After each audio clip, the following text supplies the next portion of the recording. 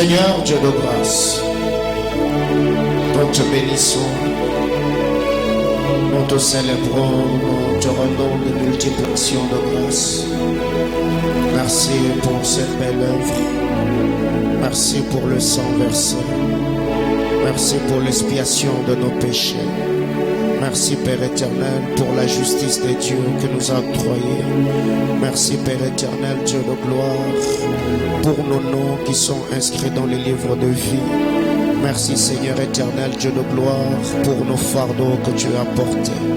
Merci Seigneur éternel d'avoir fait de nous participants de la bénédiction d'alliance. Merci Seigneur éternel d'avoir tout accompli sur le bois de la croix.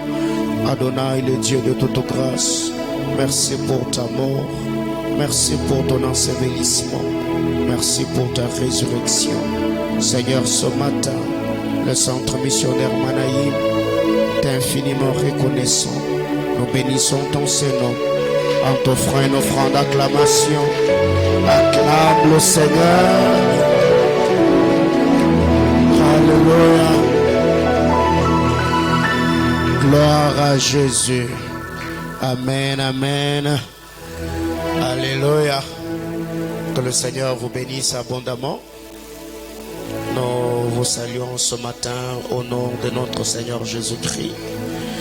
Nous bénissons le Seigneur, le rendant de multiples actions de grâce pour le privilège qu'il nous accorde ce matin que de nous tenir dans sa sainte et glorieuse présence. Et je crois de tout cœur, ce matin, le Seigneur bénira chacun d'entre nous.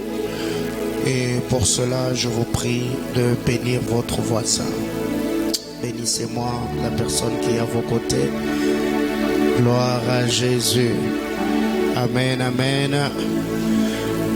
Ce matin, nous sommes là. C'est notre 30e dimanche. Troisième dimanche du mois. Donc, ça devait être le culte de projet. Bon, c'est le culte de projet, mais je crois que ce matin, nous allons partager la parole du Seigneur selon le fardeau que Dieu a déposé dans mon cœur. Et je crois que Jésus-Christ sera glorifié. Alléluia. Nous saluons les internautes. Que Dieu bénisse abondamment tous les bien-aimés frères et sœurs. De partout, vous avez l'habitude de nous suivre. Que l'amour de Dieu le Père, la grâce de notre Seigneur Jésus-Christ et la communion du Saint-Esprit soit votre partage. Que le Seigneur vous bénisse abondamment et qu'en ce dimanche pascal, que toutes les bénédictions attachées à cet événement soient votre partage. Alléluia. Je vais nous prier d'ouvrir nos Bibles. Je suis dans Matthieu chapitre 26. Nous lirons à partir du verset 26 jusqu'au verset 28. Matthieu 26 à 28. Merci. Merci.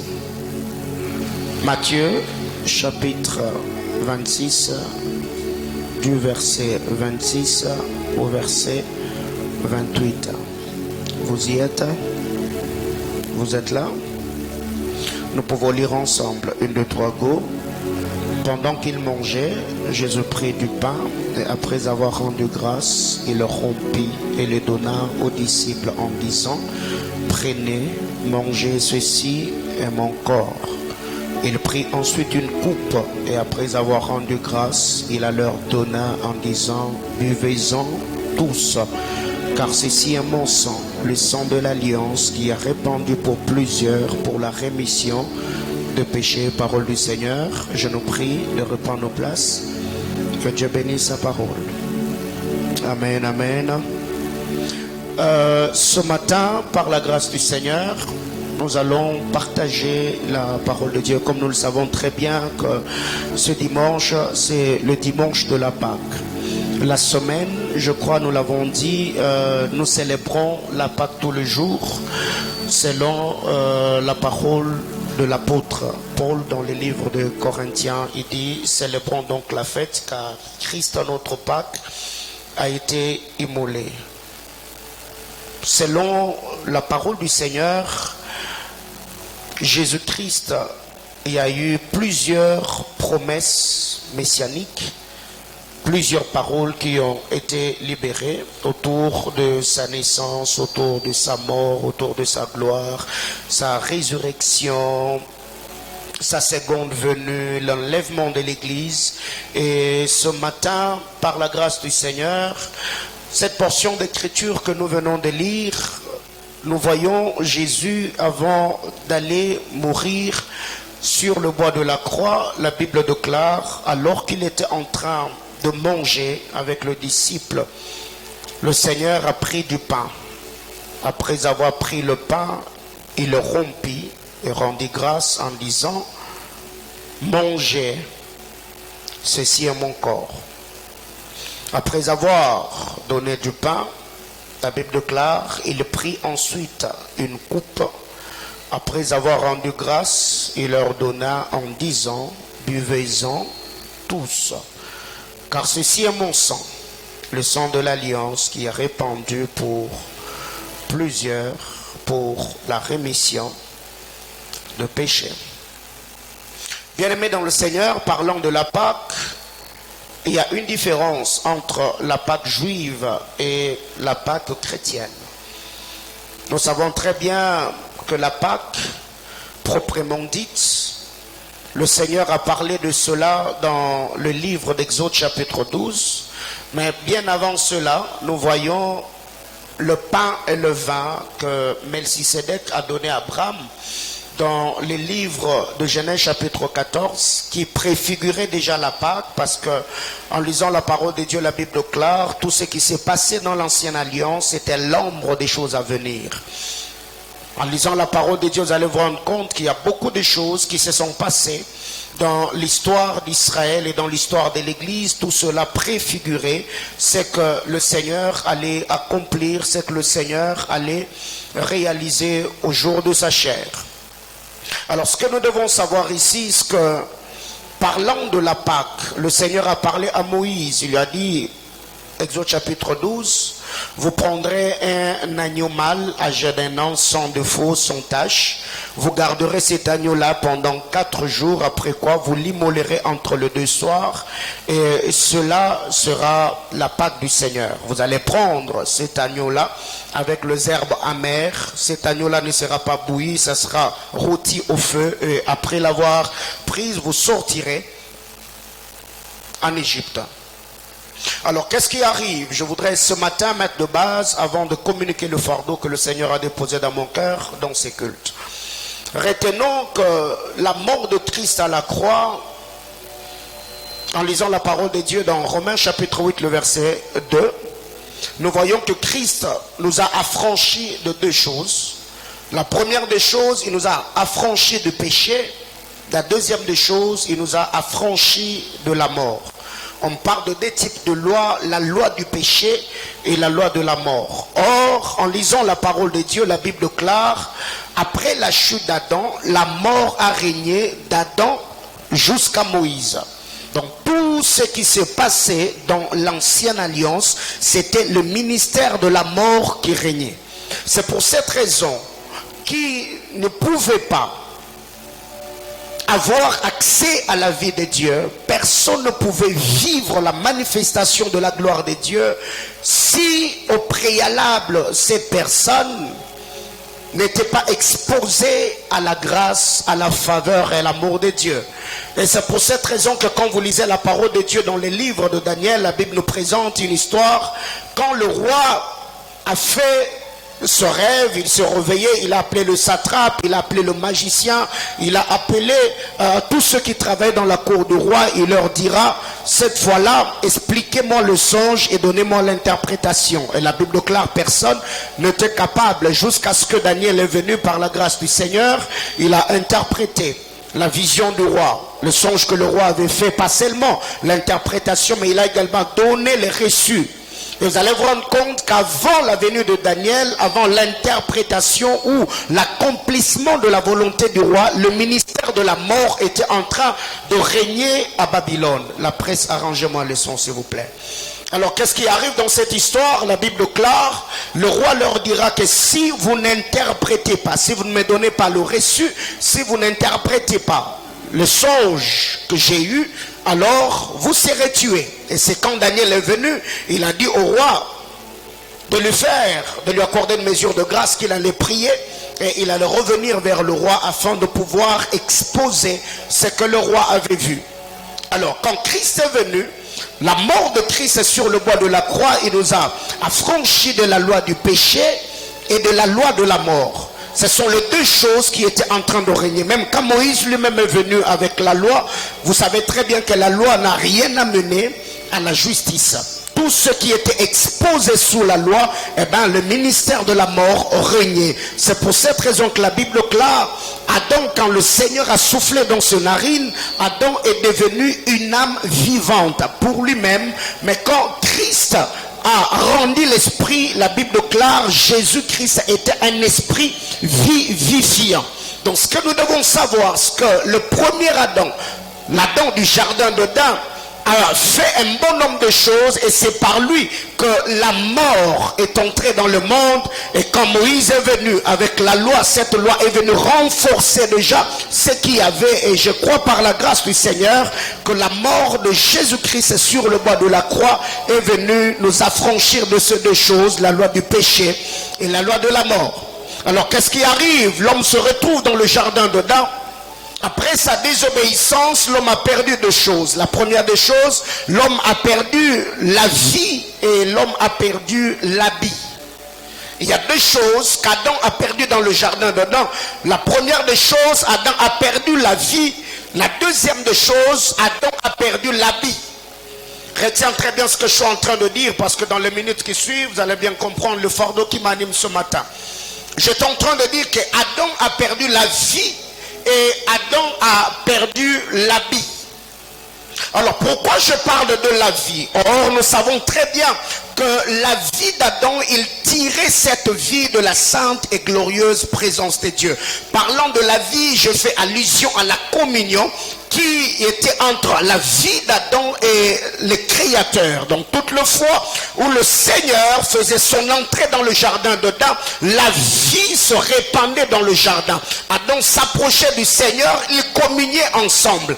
Et pourquoi parler de l'habit? L'habit dont il est question, c'était la gloire dont Adam était revêtu. Parce que en lisant la parole de Dieu, Dieu après avoir tout créé, il a créé l'homme, il a créé le bétail, et la Bible déclare, il amena ces choses vers l'homme pour voir comment est-ce que Adam allait le nommer. Adam était revêtu de la gloire de Dieu. Pourquoi je parle de l'habit? C'est après avoir brisé la communion, après avoir perdu la vie, Adam a également perdu l'habit. C'est cette fois-là, après avoir perdu la vie, la Bible déclare, Adam s'est retrouvé nu. Alors qu'avant, quand Adam avait la vie qu'avait Adam gardait l'habit sur Adam. Et le jour qu'Adam a perdu la vie, eh bien l'habit aussi était parti. Et la Bible nous prouve que cette fois-là, après avoir perdu la vie et l'habit, Adam est allé se cacher derrière le arbre qui était dans le jardin et il prit le feuille de figue et il s'enfuit de ceinture pour couvrir sa nudité. Et quand le Seigneur arrive, la Bible déclare, il a fallu que le Seigneur puisse parler avec l'homme, que le Seigneur puisse rhabiller l'homme. Et c'est là que le Seigneur a pris l'animal prophétique. Et pour que Adam soit habillé, il a fallu également que l'animal prophétique perde deux choses. La première des choses, l'animal a perdu la vie. La deuxième des choses, l'animal a perdu l'habit. Alléluia. Pourquoi? Parce que pour que Dieu retire l'habit de l'animal, l'animal devait commencer par perdre la vie. De la même manière qu'Adam a perdu la vie et l'habit, c'est ainsi que la colère de Dieu, avant de tomber sur Adam, la colère de Dieu est tombée sur l'animal prophétique et l'animal a perdu sa vie. l'animal a perdu son habit. Et c'est l'habit de l'animal qui est devenu l'habit d'Adam. C'est quand Dieu a enlevé la peau de l'animal, la Bible déclare, il habilla Adam et Ève, les chassa du jardin d'Éden. Et après avoir chassé l'homme, la Bible déclare, le Seigneur a pris de chérubins qui avaient des épées flamboyants. Ils agitaient leur épée en gardant l'arbre de vie. Parce que dans le jardin d'Éden, il y avait deux arbres. L'arbre de la connaissance du bien et du mal et l'arbre de vie. Alors qu'est-ce qui arrive? Quand le premier homme a péché, Dieu a placé le chérubin qui agitait leur épée. La désobéissance de l'homme a armé le chérubin protecteur de l'arbre de vie.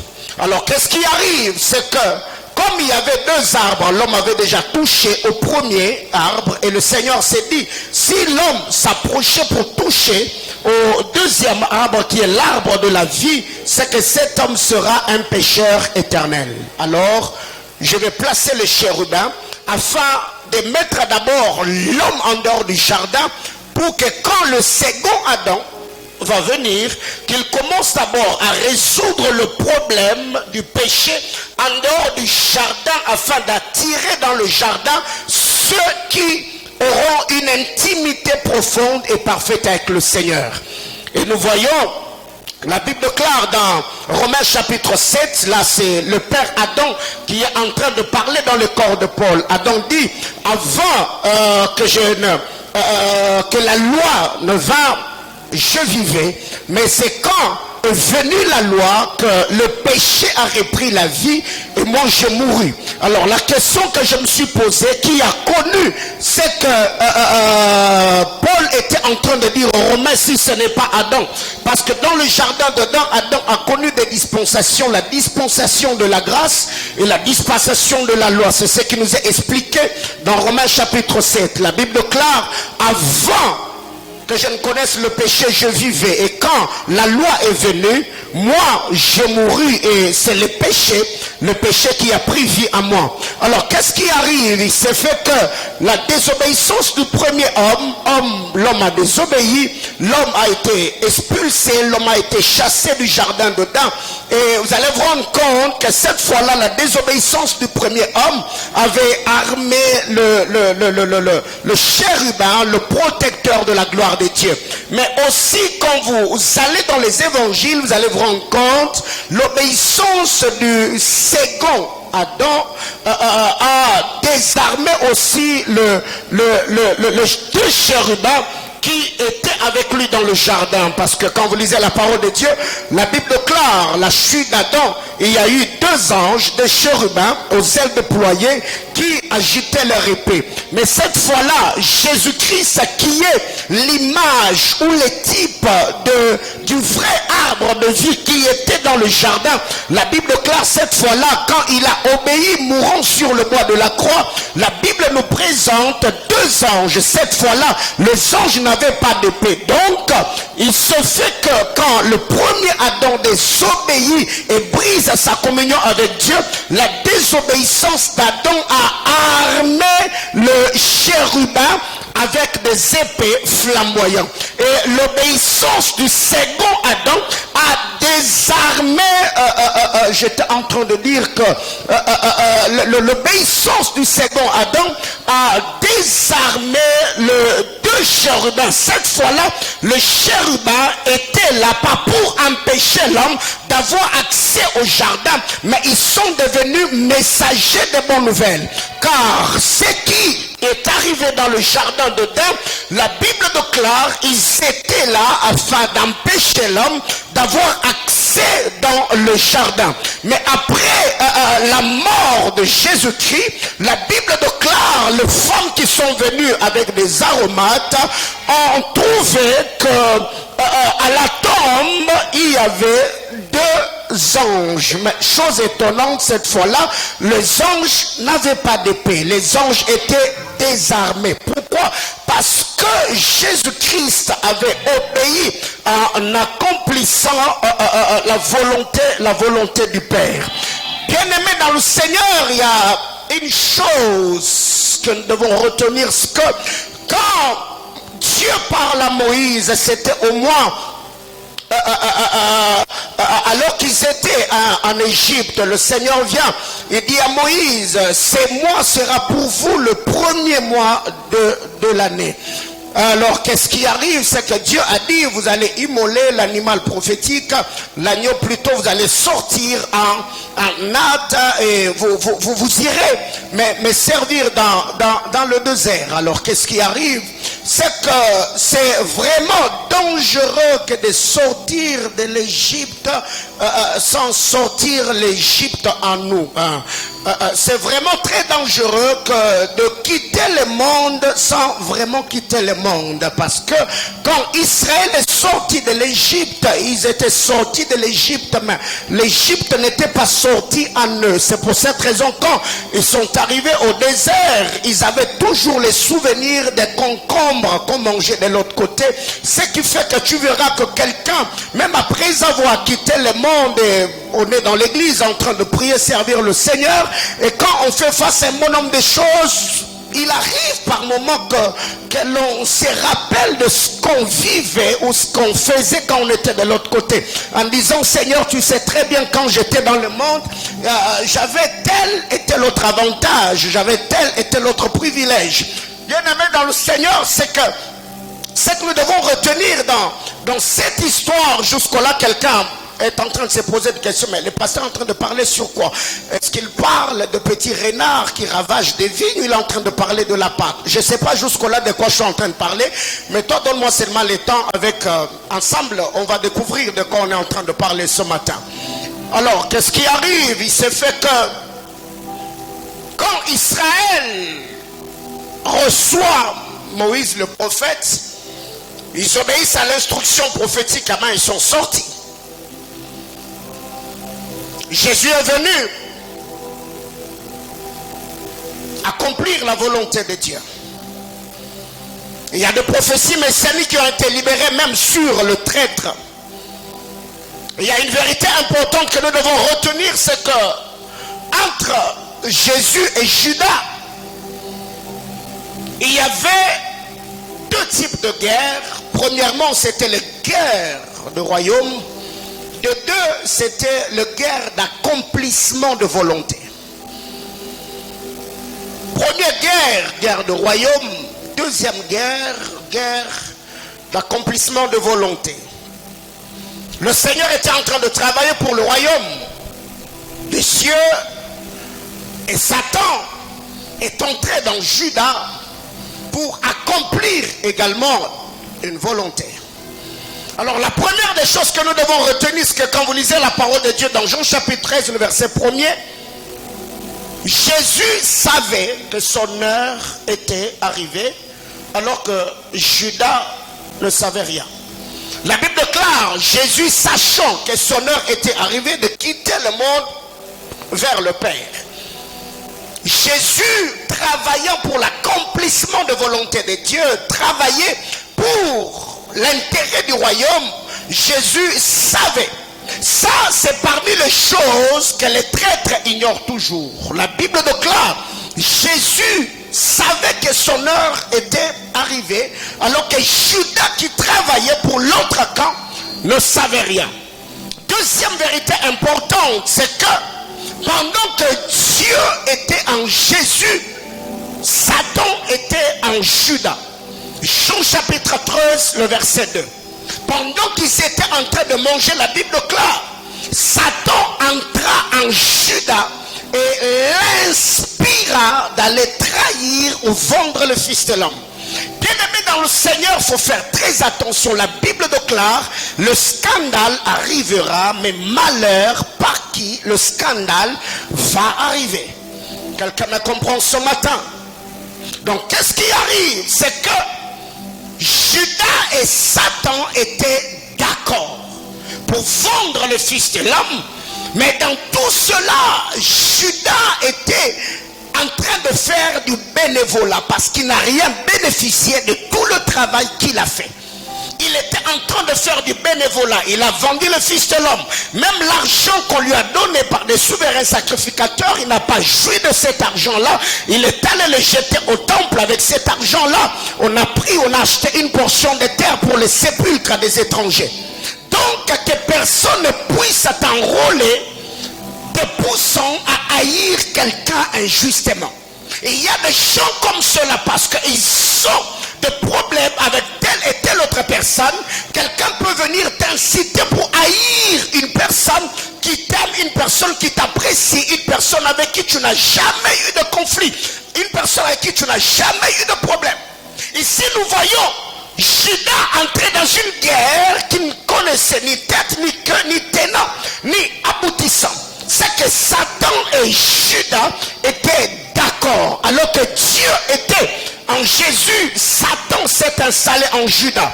Troisième vérité, Jésus-Christ savait d'où il venait et où il allait, alors que Satan ne savait rien. Alors que Judas plutôt ne savait rien. Jean chapitre 13, le verset 3, la Bible claire, Jésus savait qu'il venait du Père et qu'il allait au Père.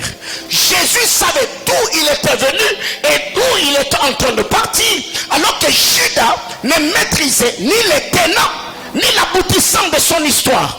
Bien aimé dans le Seigneur, il y a beaucoup de gens aujourd'hui qui t'attendent en plein jour. Ces personnes manifestent une certaine mollesse. Ces personnes manifestent un bon nombre de choses seulement parce que nous ne maîtrisons pas un bon nombre de choses qui nous arrivent. D'autant plus qu'un homme qui sait ou qui connaît déjà les grandes lignes de sa destinée, il n'aura pas le temps à tergiverser ou à tâtonner parce que tout ce qu'il va fournir comme effort, il va le concentrer dans ce que Dieu a attaché à sa vie.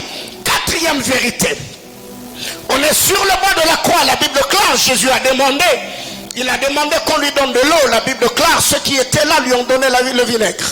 Après un moment, on l'a percé au côté et nous voyons l'eau et le sang qui a coulé. Jésus sur le bord de la croix a versé l'eau et le sang, qui est l'image d'une postérité.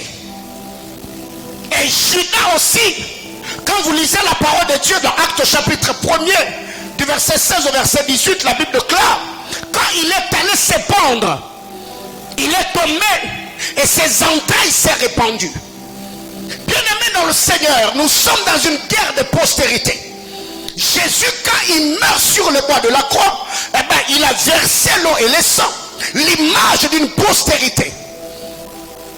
De la même manière que lors de la naissance, ce sont les deux substances qui accompagnent toute naissance.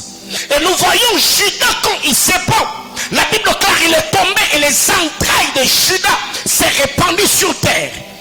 Jésus n'a pas seulement libéré une postérité, Judas a libéré une postérité.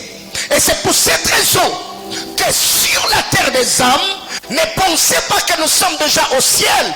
L'homme est mauvais, l'homme est méchant, le cœur de l'homme est tortueux. Et tous les jours de ta vie, il faut prier que le Seigneur te garde. Car il y a des gens qui enterrent le destiné des hommes. Il y a des gens qui détruisent le vie des gens. Et quiconque sait qu'il a une très grande destinée avec Dieu, il ne priera pas seulement pour que Dieu accomplisse ses desseins glorieux, mais il priera également pour que le Seigneur mette en état de nuire toute personne mal intentionnée qui peut porter atteinte à sa vie. Et ce matin, je prie que le Seigneur t'éloigne de toutes les mauvaises personnes qui pourront porter atteinte à ta vie au nom de Jésus-Christ. Bien-aimés frères, cinquième vérité autour de Judas et de Jésus. Quand Judas meurt, le 30 pièces de monnaie, la Bible claire, il est allé jeter cela au temple et les sacrificateurs ont pris cet argent-là. Ils sont allés acheter avec le sépulcre pour les étrangers.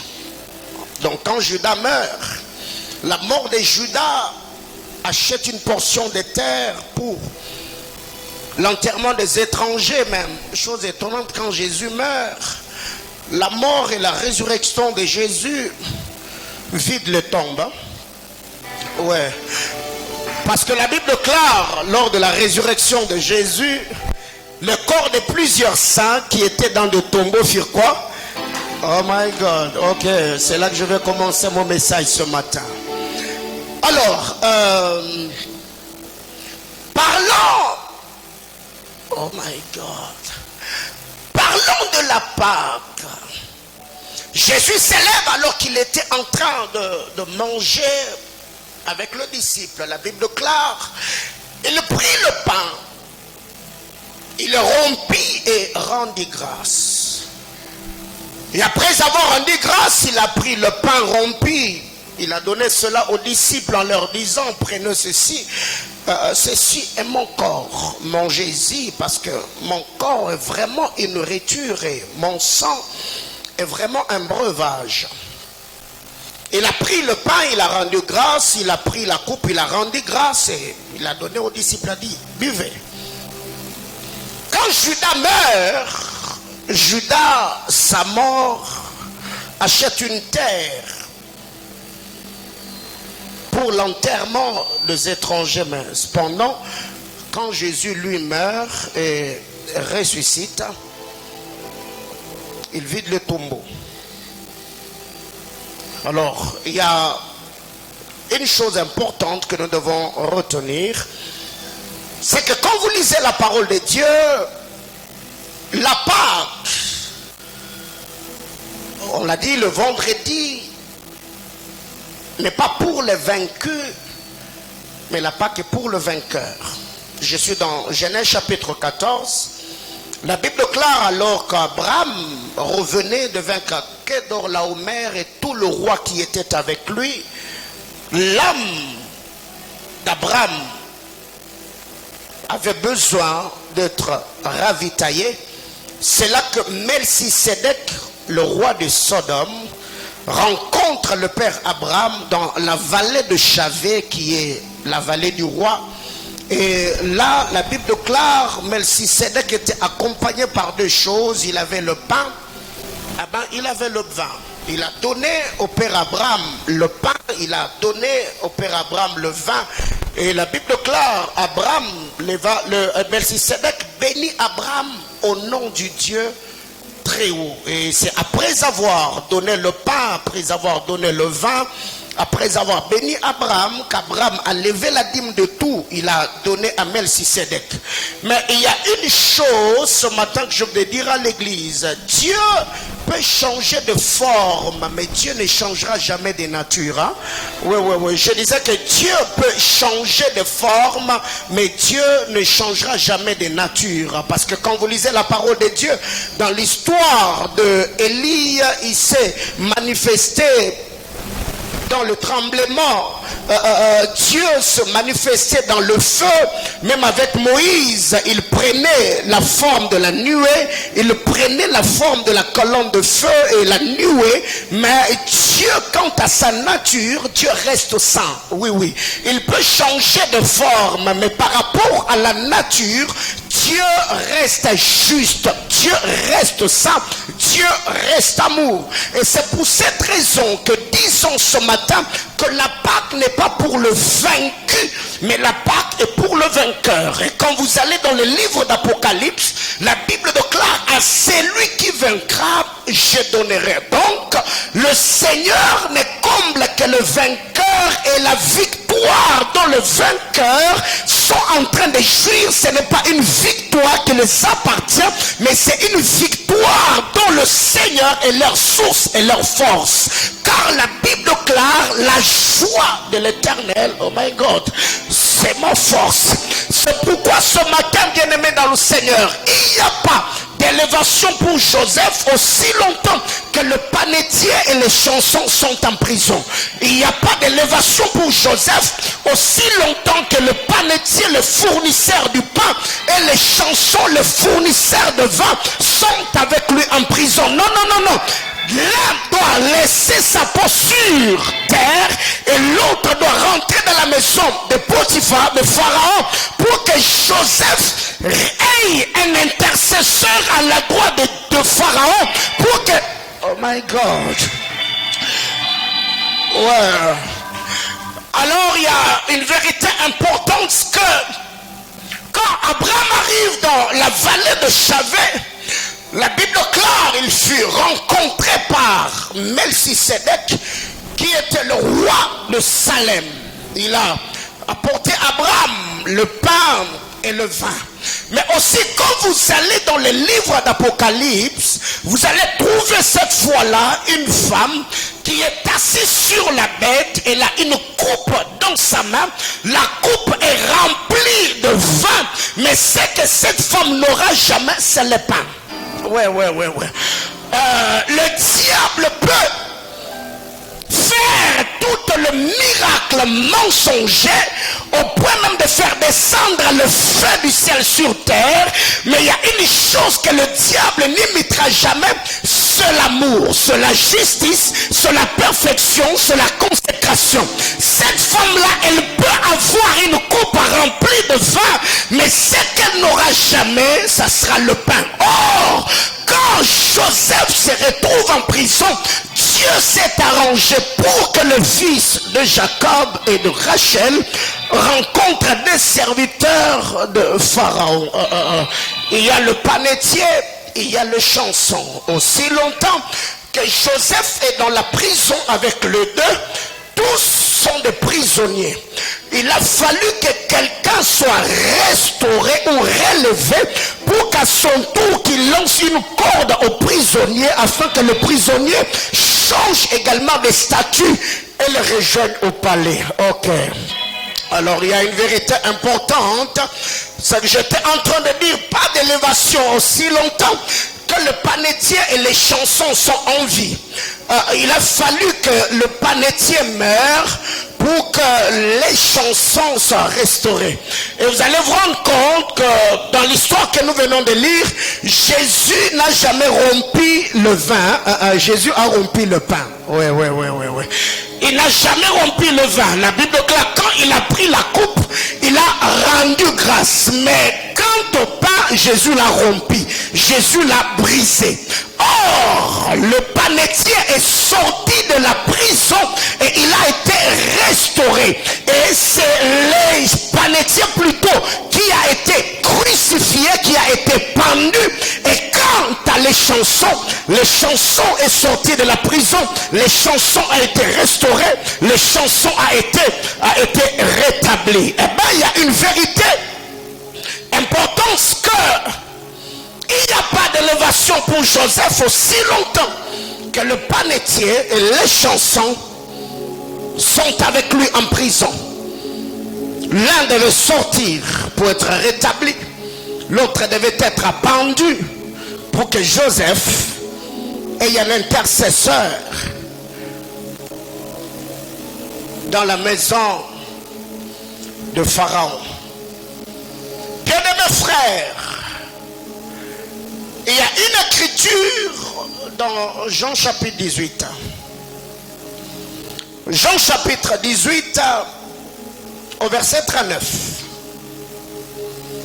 Jean 18 le verset 39, et j'ai beaucoup discuté avec Pilate autour de ce que Pilate était en train d'envisager dans cette histoire. La Bible déclare, mais comme c'est parmi vous une coutume que je vous relâche quelqu'un à la fête de Pâques, voulez-vous que je vous relâche le roi des Juifs? Pilate a posé une question. C'était une coutume en Israël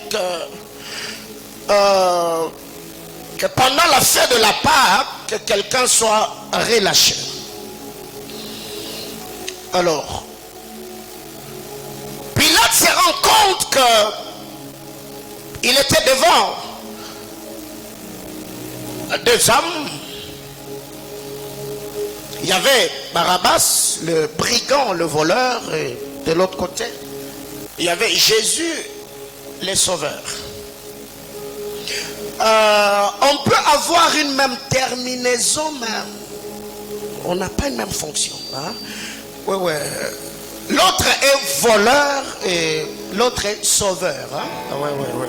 C'est possible qu'on ait une même terminaison, mais nous n'avons pas une même mission. Hein? Ouais. C'est possible qu'on t'appelle voleur. Hein? Ça finit avec l'heure, mais moi aussi je suis sauveur et ça finit avec veur. Mais le problème c'est que Nous n'avons pas une même mission. Alors, qu'est-ce qui est en train d'arriver dans cette histoire? Pilate s'élève et pose la question aux Juifs. Il dit, choisissez entre les deux, que je libère les sauveurs ou le voleur. Et les enfants d'Israël ont fait leur choix en disant, crucifiez les sauveurs, relâchez les voleurs. Alors ce matin, je ne sais pas qui sera relâché et qui sera retenu. Ouais. Alors donc, c'est là que j'ai dit, toi et moi, on va découvrir la thématique de ce matin. Qui sera relâché entre les deux, le voleur ou le sauveur? Alors, déjà, quand vous lisez la parole de Dieu dans le livre de Luc, au chapitre 1er, on nous présente des hommes pieux au temple, en train de prier. Et la plus grande prière des Juifs, c'était l'accomplissement de promesses de Dieu. Et Israël avait beaucoup de promesses, vous le savez. Mais la plus grande promesse, c'était la venue du Messie. Le Messie devait naître, le Messie devait consoler, le Messie devait mourir, afin de sauver, afin de racheter. Parlant de la Pâque, ce matin nous l'avons chanté, Lilith et Tirali Polele, donc le tombeau est vide. Et une vérité importante autour du texte de Luc. Nous voyons Luc chapitre 1er qui commence avec des hommes pieux au temple en train de prier. Et quand vous allez dans Luc chapitre 24, le dernier verset, on nous présente des hommes pieux au temple en train de rendre grâce. Ça, c'est la beauté de cette écriture. C'est que Luc, la porte s'ouvre avec des hommes au temple en train de prier pour que Dieu exauce leur prière. Mais après que Jésus ait accompli l'œuvre de la rédemption, nous voyons encore des hommes au temple, le mieux levé, en train de rendre grâce parce qu'il y avait un homme pour qui le Zacharie et les autres avaient prié, qui venait d'accomplir cette belle œuvre. Et là, nous voyons des hommes avec le mieux levé, en train de rendre grâce. Mais ce que j'aime, quand vous lisez la parole de Dieu dans Luc chapitre 24, il y a l'ouverture de sept choses. Sept choses sont ouvertes dans Luc chapitre 24. Donc en lisant la parole de Dieu, dans Luc chapitre 24, cette portion d'écriture ou ce chapitre a ouvert des portes à cette chose. La première des choses qui est ouvert dans Luc chapitre 24, c'est les jours de la Pâque. Je suis dans Luc chapitre 24, le verset 12. Luc chapitre 24, le verset 12. Qu'est-ce qui est dit ici?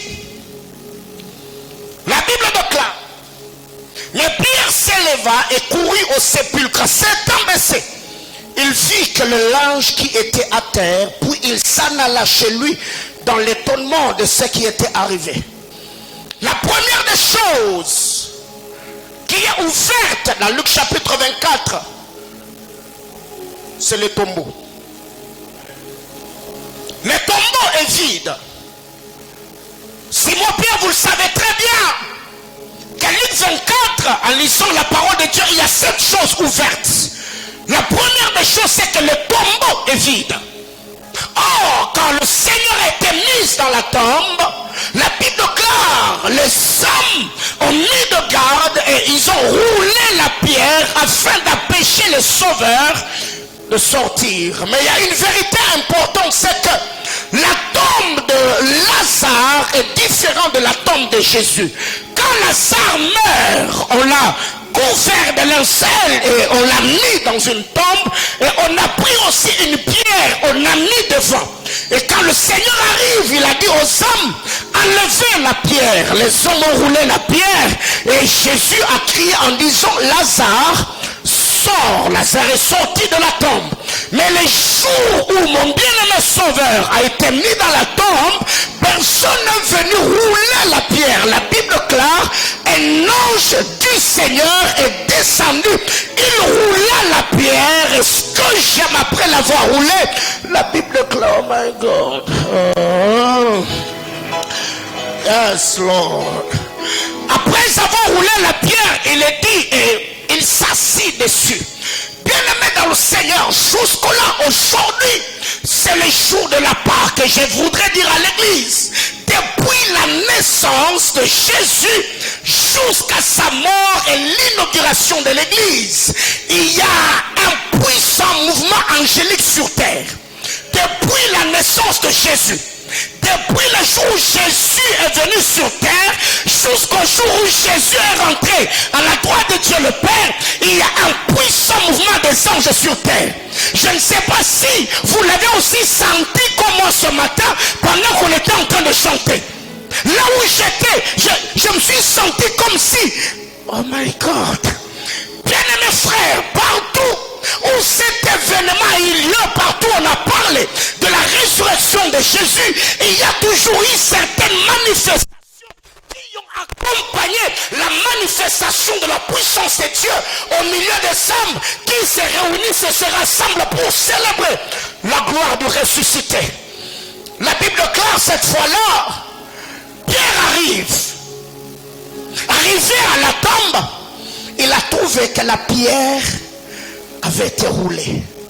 On a roulé la pierre et quand on a regardé dans la tombe, c'était vide. Première chose ouverte, la tombe, le sépulcre de Christ était vide. Bien-aimés frères, j'ai entendu dire qu'il y a de liens, qu'il y a de malédictions, qu'il y a de blocages, qu'il y a de stagnation, qu'il y a de freinage. Alors si la tombe est vide, je suis aussi en train de croire, si Jésus est sorti sans pour autant être bloqué, sans pour autant être freiné, sans pour autant être empêché, oh my God, la Bible est en train de dire la lumière a lui dans le ténèbre et les ténèbres ne l'ont pas reçu. Oh mon Dieu, ça j'aime ce que le docteur Louis II nous dit. Mais quand vous allez dans la Bible expliquée ou dans la version Jérusalem, la Bible déclare la lumière a lui dans les ténèbres et les ténèbres ne l'ont pas bloqué. Oh my God, j'étais en train de dire à quelqu'un, si la mort, les séjours de mort, si la pierre n'ont pas pu empêcher Jésus de sortir de la tombe, du haut de cet autel, je lève ma main devant le trône de Dieu. Je suis en train de décréter et déclarer, en ce jour où le Seigneur a quitté la tombe, que tout l'enterri place au vireclaou sali devant. Je prie au nom de Jésus que la grâce et la gloire du Seigneur s'attachent à ta vie et que Dieu te donne un témoignage éloquent. Au nom puissant de Jésus, j'entends quelqu'un me dire amen. Première chose ouverte, le tombeau est vide. Le tombeau est vide. La Bible déclare, Pierre a regardé que la tombe, il n'y avait rien. Frère, Jésus, quand il a quitté le tombeau, il s'est arrangé pour que la pierre qui avait été roulée ne rentre pas, pour que cela serve de témoignage à ceux qui allaient venir après, pour qu'ils se rendent compte qu'il est réellement ressuscité. La deuxième des choses, le habit ou les linges qu'on avait utilisés, il a laissé ces linges-là là, comme un deuxième témoignage. J'ai une bonne nouvelle à t'annoncer. Dieu s'arrangera. Là où dans le monde de ténèbres, ils avaient pris ta photo, ils ont envoûté et ils l'ont laissé là. Quand ils vont revenir, la photo ne va pas disparaître. La photo restera là. Mais toi, tu auras passé. Est-ce que je peux prêcher ce matin comme je le sens? Il y a une bonne nouvelle que je voulais annoncer à quelqu'un ce matin. La Bible déclare, ceux-ci ont leur char, d'autres ont leurs chevaux. Mais quant à nous, nous n'avons que l'Éternel. Bien-aimés dans le Seigneur, qu'il qu'ils envoûtent s'ils veulent envoûter, qu'ils ensorcellent s'ils veulent ensorceler, qu'ils bloquent s'ils veulent bloquer, qu'ils maudissent s'ils veulent maudire. Mais à ce que je sache, je suis comme un vent. Tu peux bloquer à droite, Dieu. Oh my God. Bien-aimé frère, Jésus est sorti du tombeau sans être empêché. J'étais en train de dire à quelqu'un, de la même manière que dans Marc chapitre 5, la femme à la perte des sangs, la Bible déclare, elle est passée par derrière, elle a touché le pan de la robe. Je voudrais dire à quelqu'un, ceux qui sont passés par devant t'ont laissé une porte derrière afin que tu saisisses. Oh my God. J'ai une bonne nouvelle. Il est dit dans la parole de Dieu, la femme est allée toucher Jésus par derrière. Parce que si elle avait touché par devant, les yeux des hommes allaient voir son impureté. Elle a touché vers derrière le Jésus, vers la chose qui n'avait pas de yeux. Est-ce que je peux parler ce matin? Bien-aimés frères, il y a une vérité importante. Le diable travaillera, les sorciers ensorcelleront, les moqueurs vont se moquer, ceux qui critiquent vont critiquer. À ce que je sache, la Bible déclare, les jeunes se fatiguent, se lassent, mais ceux qui se confient à l'Éternel, ils renouvellent leur force pendant la marche. Ils vont se retrouver à Jérusalem, la ville sainte et la maison de Dieu. Je suis en train de dire à quelqu'un que le diable s'élève, qu'il y a des adversités, qu'il y a des combats, qu'il y a des difficultés.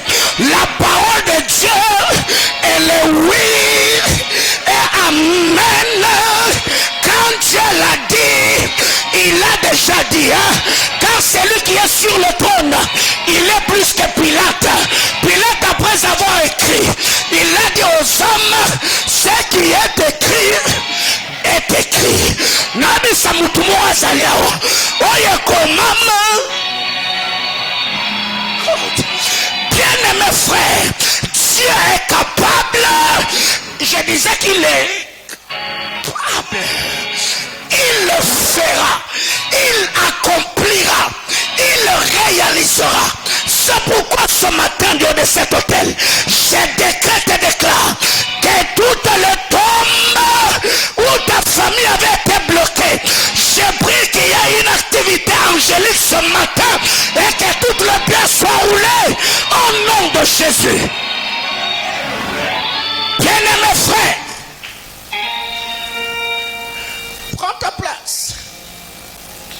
La première des choses, il y a une tombe vide. La deuxième des choses, c'est une maison ouverte. Luc chapitre 24, le verset 29. Luc 24, le verset 29. La Bible déclare. Mais ils le pressèrent en disant, reste avec nous. Car le soir approche. Le jour est sur son déclin. Et il entra pour rester avec eux. Bien-aimés frères, une tombe ouverte ne gardera pas les portes des maisons fermées. Si Dieu s'est servi d'un ange pour rouler une pierre, Dieu se servira aussi des hommes pour t'ouvrir des portes. Oh mon Dieu, oh mon Dieu, oh mon Dieu. Est-ce que je suis venu bénir quelqu'un ce matin? Bien-aimé dans le Seigneur, vous allez vous rendre compte que dans cette histoire, Dieu s'est servi de deux gouvernements. Le gouvernement céleste pour faire ce que l'homme ne pouvait pas faire, et le gouvernement terrestre pour faire ce que l'homme pouvait faire. Qu'est-ce que la Bible déclare? Un ange du Seigneur est descendu. Il a roulé la pierre et s'est assis dessus. Là, le Seigneur est sorti de la tombe. Mais quand Jésus arrive devant la maison, la Bible ne dit pas qu'un ange a ouvert. Ce sont des hommes qui ont ouvert la maison. C'est pourquoi Dieu de cet hôtel, je décrète et déclare que le Dieu de toute grâce, en ce mois d'avril et le restant des mois de l'année, que Dieu se serve des hommes qu'ils vont utiliser comme des clés pour une intronisation nouvelle, pour une saison nouvelle, pour une dispensation nouvelle. Je suis en train de bénir quelqu'un. Il y a des portes qui te seront ouvertes. Dieu entraîne dans le cœur des hommes. Ils parleront de toi. Ils vont te connecter. Ils vont t'ouvrir des portes. Je lève ma main ce matin du haut de cet hôtel et je te bénis au nom du Dieu d'Abraham, le Dieu qui a servi Isaac, le Dieu qui faisait trembler Jacob, au nom de Jésus-Christ. Bien-aimés frères, la première des choses, il y a une tombe qui s'ouvre. La deuxième des choses, il y a des maisons ouvertes. Troisième vérité, Luc chapitre 24, le verset 31. Alors leurs yeux s'ouvrirent et ils le reconnurent, mais il disparut devant eux. La tombe s'ouvre, les maisons s'ouvrent. Après les yeux, oh my God, la Bible déclare et leurs yeux s'ouvrirent et ils les reconnurent.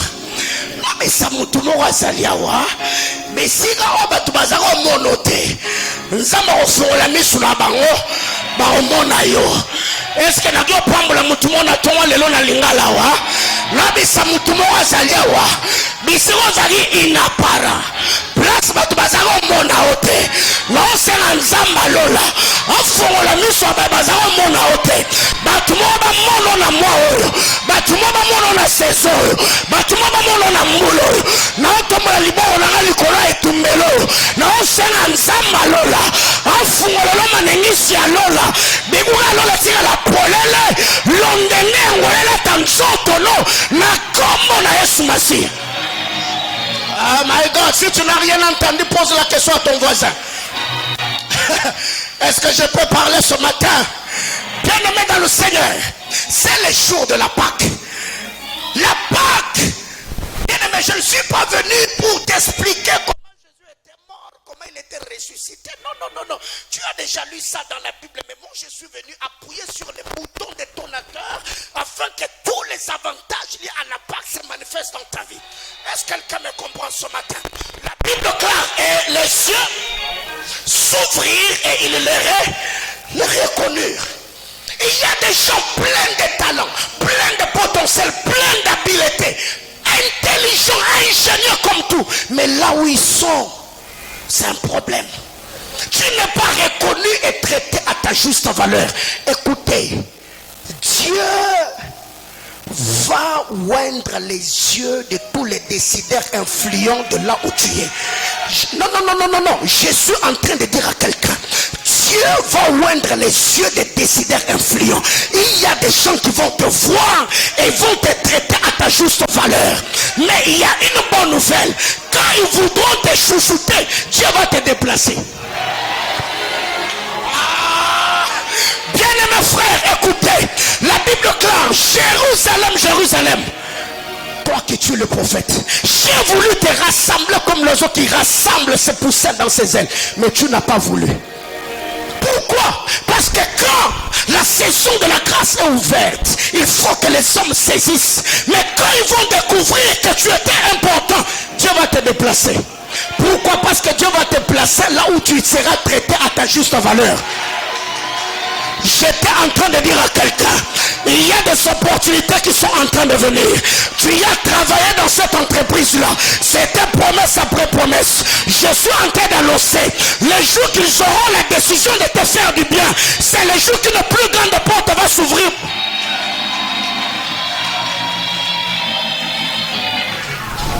Combien de choses ouvertes? 3. Quatrième chose. Luc chapitre 24, le verset 32. Luc 24, 32, la Bible déclare. Ils se dirent l'un à l'autre, notre cœur ne brûlait-il pas au-dedans de nous lorsqu'il nous parlait en chemin, nous expliquait les Écritures. Quatrième chose ouverte, les Écritures. J'aime la beauté de la parole. Bien-aimé dans le Seigneur, Jésus, il n'y a pas seulement une tombe qui avait été ouverte, non. Quand la tombe s'ouvre, la tombe va permettre aux maisons de s'ouvrir. Quand Quand la maison s'ouvre, les yeux peuvent s'ouvrir. Quand les yeux s'ouvrent, les écritures peuvent s'ouvrir. Je suis en train de prier pour toutes ces personnes qui ne passent pas plus d'une heure du temps devant leur Bible. Que le Seigneur ouvre les yeux de ton cœur. Et que les jours que tu ouvriras ta Bible, que tu comprennes les choses que tu ne comprenais pas. Que le Seigneur fasse brûler ton cœur d'un amour vif de sa parole. Que l'onction de la connaissance et l'interprétation des Écritures soit relâchée dans cette église, dans la vie de tout enfant de Dieu, dans la vie de tous ceux qui ont le ministère de la parole. Que l'onction de Dieu repose sur vous au nom de Jésus. La Bible claire. Nos cœurs ne brûlaient-ils pas quand il faisait quoi? Il nous expliquait les Écritures. Bien-aimés frères, ça c'est beau, ça c'est glorieux. Le cœur brûle toujours quand les Écritures sont ouvertes. 5. Après l'ouverture des Écritures, les lèvres peuvent s'ouvrir. Luc chapitre 24, le verset 35. La Bible claire. Ils racontèrent ce qui était leur arrivé en chemin. Quand les Écritures sont bien ouvertes, les bouches ne peuvent pas rester fermées. La Bible claire, ils racontèrent. Bien-aimé, tu vas raconter ce qui t'est arrivé. Je disais que tu vas raconter ce qui t'est arrivé. Et comment il avait reconnu au moment où il rompit le pain. Aïe, aïe. Au moment où il rompit le pain. Il y avait la cécité. Leurs yeux s'étaient alourdis. Mais quand est-ce qu'ils ont reconnu que c'était Jésus? Quand il a pris le pain, il rompit. La Bible claire, il est reconnu. Bien-aimés frères, il y a des choses que le Seigneur fera et réalisera dans ta vie. Ceux qui ont le discernement de temps et de saisons comprendront que peu importe ce que tu vis, il y a une dispensation nouvelle qui est ouverte. Je suis en train de parler comme un prophète de Dieu. Il y a des gens qui dans la vie par moments nous méprisent et nous négligent parce qu'ils n'ont pas une sensibilité prophétique développée. Une personne qui est sensible au mouvement de Dieu, il peut voir dans ton informe vide un travail profond que le Seigneur sera en train de faire. C'est ainsi que tous ceux qui sont sensibles à la voix de Dieu s'attachent aux personnes informes vides parce qu'ils savent que leur existence, ils puisent la force dans le puissant de Jacob. C'est pour cette raison que je prie que Dieu est là de tous les profiteurs, tous ceux qui sont là que pour eux, que Dieu te donne des personnes avec qui tu vas travailler en accomplissant les grandes choses qui sont attachées à ta vie au nom de Jésus. La Bible claire, ils racontèrent, ils parlèrent de ce qui leur était arrivé. 6e chose, l'ouverture de l'intelligence. La Bible claire, Luc 24, 45. Il leur ouvrit l'esprit pour qu'ils comprissent les Écritures. L'ouverture de l'intelligence. Bien-aimés frères, ce matin j'ai prié pour ça. Et j'ai demandé à Dieu que tous ceux qui étudient dans cette église, que Dieu ouvre leur intelligence. Il y a des gens qui, quand il était aux humanitaires, ils priaient. Mais depuis un temps, c'est comme si ton intelligence est bloquée quelque part. Il y a des gens comme ça, au début, quand tu es entré dans cette entreprise, tu priais, tu étais intelligent, ingénieux. Mais depuis un temps, tout est bloqué. J'ai dit à Dieu, Seigneur, ouvre l'intelligence de quiconque assistera et prendra part à ces cultes. Ma prière devant le trône de Dieu, que là où tu ne travaillais plus au-delà de ton potentiel, que la main puissante agissante de Dieu vienne sur toi, que Dieu ouvre ton intelligence, que tu comprennes les choses plus que tu les comprenais, que la main puissante agissante de Dieu vienne sur toi comme elle fut sur Daniel, afin que tu comprennes les choses qui te sont salutaires et ceux qui sont attachés à ta vie. Je te bénis ce matin au nom puissant de Jésus, et j'entends quelqu'un me dire amen. Septième chose ouverte. Luc chapitre 24, le verset 51. Luc 24, le verset 51. Pendant qu'il les bénissait, il se sépara d'eux.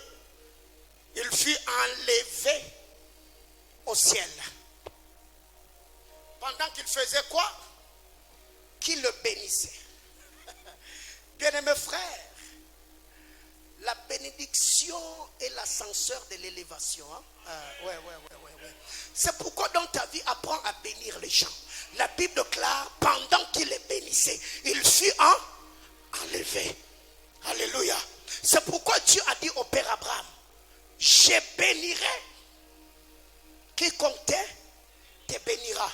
Oui, le mot bénir, là, dans le manuscrit ou les textes originaux, n'est pas bénir comme bénédire, bien dire ou libérer les bonnes paroles. Non, Dieu était en train de dire, j'élèverai quiconque te bénira. Donc, plus tu parles en bien, plus Dieu... Oh my God. Et c'est à quelqu'un ici ce matin. Oh mon Dieu, j'ai besoin que Dieu me lève. J'ai besoin que Dieu me bénisse. J'ai besoin que Dieu me lève. Alors je prends soin de te bénir ce matin. J'ouvre mon cœur et je bénis un homme et une femme qui est ici ce matin. La bénédiction matérielle, la bénédiction spirituelle, la bénédiction relationnelle, la bénédiction conjugale, la bénédiction, oh my God. J'ai pris que Nzambe na tonga lelo akinela yo liboka ya ngolu, akinelo liboka mapamboli, akinelo liboka bolamo, bolamo Nzambe et s'attacher na vie na yo au nom de Jésus-Christ.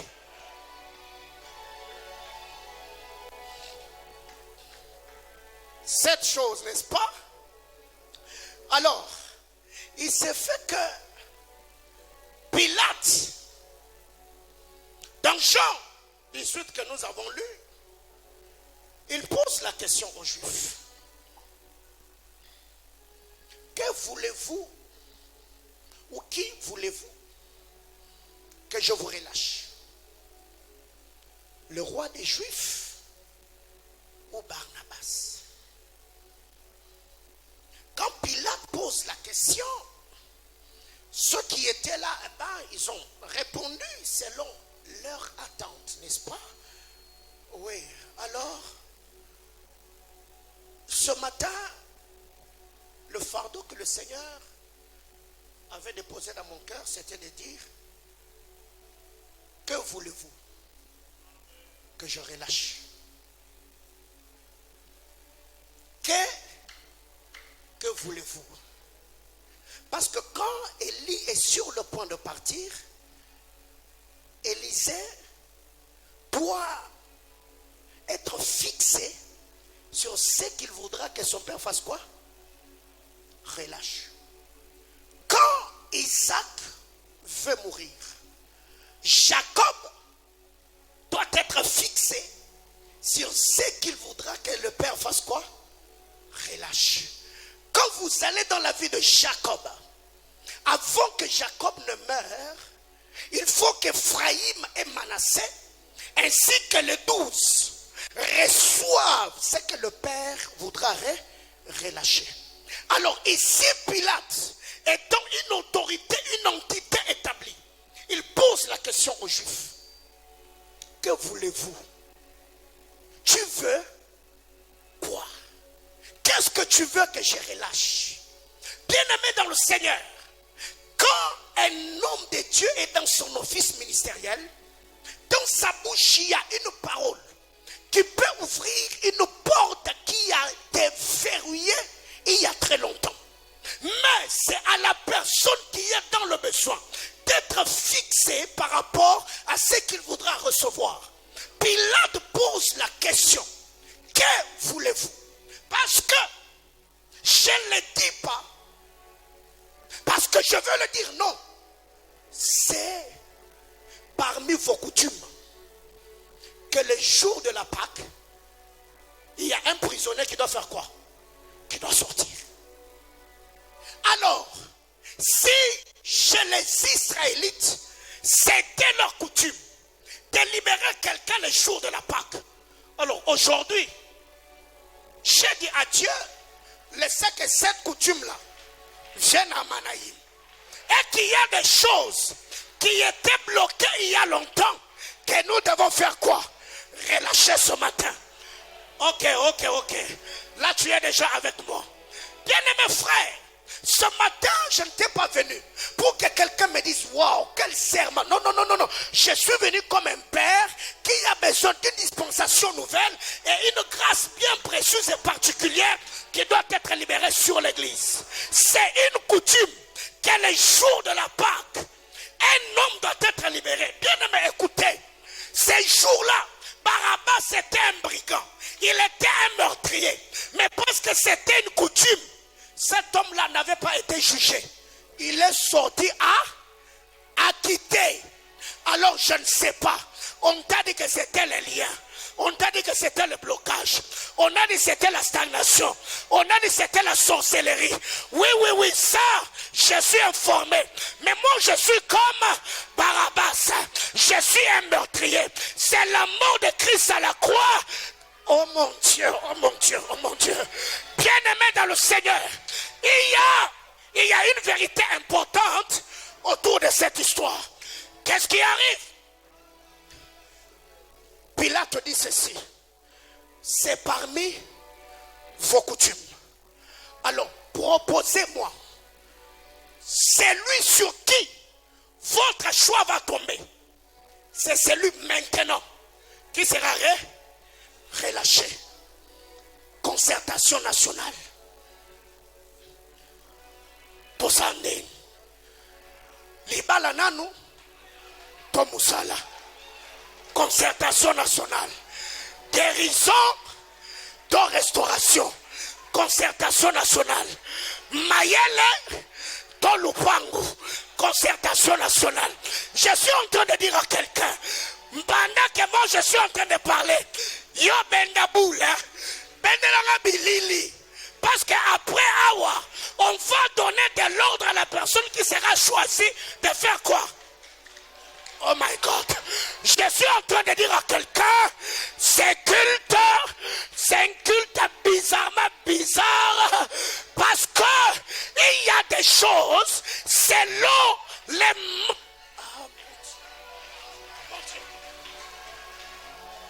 Concertation. Tape la main de ton voisin, dis-lui concertation. On se concerte. Alors si déjà vous êtes dans une relation de fiançailles, berger John, concertez-vous. On fait quoi? Après le mariage, chérie, tu veux Nzambassani. Après les études, tu veux Nzambassani. Après ces cultes, tu veux Nzambassani. Je suis venu dire à quelqu'un, ce matin on se concerte. C'est pour cette raison que la Bible déclare, dans la main droite de l'Éternel est une longue vie. Et dans la main gauche, il y a la richesse et la gloire. Bien-aimé dans le Seigneur, quand Dieu ouvre la main droite, il te donne la longévité. Quand il ouvre la main gauche, il t'enrichit et te donne la gloire. Alors si moi et toi, on peut se concerter ce matin, je voudrais que les deux mains te soient grandement ouvertes.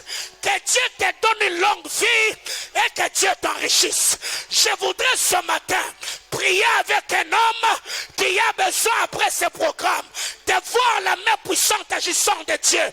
Que voudriez-vous que je relâche? Ce matin, tu as besoin de quoi? Si c'est la guérison, la Bible déclare, par ses meurtrissures, nous avons été guéris. Si c'est la richesse, la Bible déclare, des riches qu'il était, il s'est appauvri afin que l'on soit enrichi. Si c'est le projet, la Bible déclare, à tes résolutions, répondra du succès. Si c'est la maternité, il est écrit, dans ma maison, il n'y aura ni femme stérile, ni bête qui avorte. Si c'est l'élévation, la Bible déclare, mon serviteur montera et sera très haut placé. Je ne sais pas ce matin, est-ce l'intelligence? La Bible déclare sur Daniel, reposer un esprit 10 fois plus supérieur que l'esprit des magiciens babyloniens. Bien-aimés dans le Seigneur, dans le dépôt de Dieu, il y a tout ce dont tu as besoin. Jésus a dit, venez à moi, vous tous qui avez soif. Venez, buvez même sans argent. Tout dépend seulement de comment tu conçois les choses. Concertation. Concertation. Sarah et David, que Dieu vous bénisse pour la compréhension. Je disais concertation. Concertation. Concertation. Déborah, que Dieu te bénisse parce que tu as compris. Concertation. Bien-aimés frères, ce matin, vous devez vous concerter. Si vous êtes en famille, concertez-vous. S'il n'y a personne, entre en toi-même. Qu'est-ce que tu veux que Dieu fasse? Ce matin, c'est une matinée de concertation. Une matinée de concertation. Une matinée labra de Sataba. Rebecca Chantarabaya. Ribra Ketelemeshaya. Rebecca Sandalabakasia Telebeya. Aïe, aïe, aïe, aïe, aïe, aïe. Je sens la faveur de Dieu dans ces cultes ce matin. Je sens la faveur de Dieu accompagner ces cultes. Concertation. Concertation. Concertation. C'est la question de Pilate. Qu'est-ce que vous voulez? Vous avez besoin de quoi? Si c'est Jésus, je le libère. Si c'est Barnabas, je le libère. Bien-aimés dans le Seigneur, la Bible déclare qu'il vous soit fait selon votre foi. Qu'il vous soit fait selon votre foi. Est-ce que dans ces cultes, il y a un mari et une femme ici? Est-ce que dans ces cultes, il y a des prétendants ici? Est-ce que dans ces cultes, il y a des amis ici? Est-ce que dans ces cultes, il y a une famille ici?